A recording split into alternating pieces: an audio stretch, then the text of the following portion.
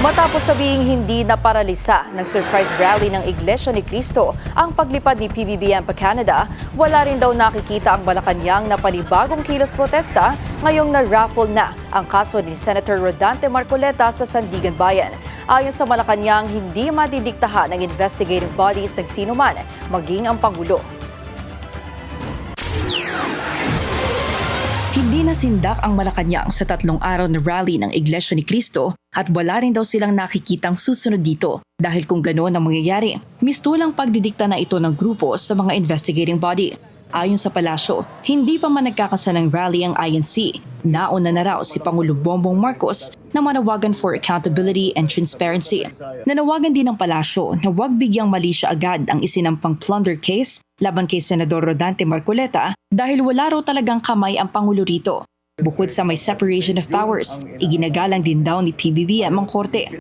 Walang pag-iimpluwensya, walang pambabraso, walang pang-pressure ang gagawin ng ehekutibo.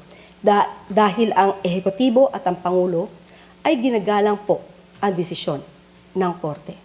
Buinaltahan din ng Malacanang ang sagot ni dating congressman at co-accused ng senador na si Mike Defensor na kung plunder daw na matatawag ang campaign donation nila para kay Marcoleta noong 2025, dapat pairali ng batas sa lahat ng tumakbo. Selective justice daw kasi ang nangyayari sa kanila, gayong 3 sa cabinet members ni PBBM ay campaign donors niya. Ilan dito ang top donor ng Pangulo na si Special Assistant to the President Antonio Lagdameo Jr. with a 247.23 million peso donation.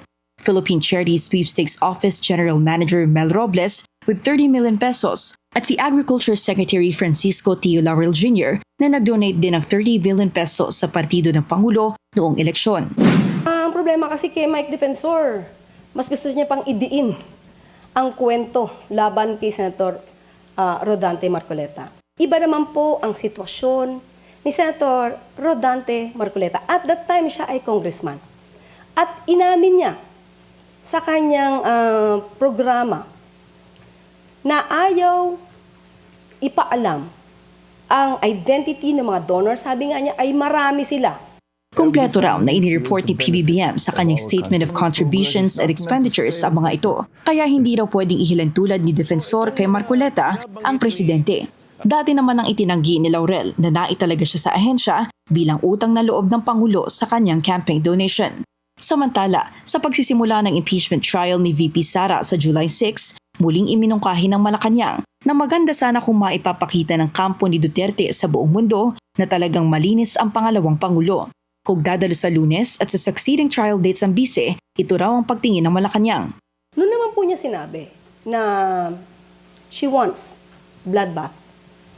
At dito mapapakita ano ang kakayanan ng Vice Presidente upang sumagot sa mga katanungan or para harapin ang kanyang mga witnesses. Hininga natin ang komento si Defensor sa tanong ng palasyo tungkol sa timing ng pagbabayad nito ng donor's tax. Tanong kasi ng Malacanang, binayaran ba ito bago o pagkatapos magkabukingan? Sa ngayon, wala pang tugon si Defensor sa ating mga mensahe.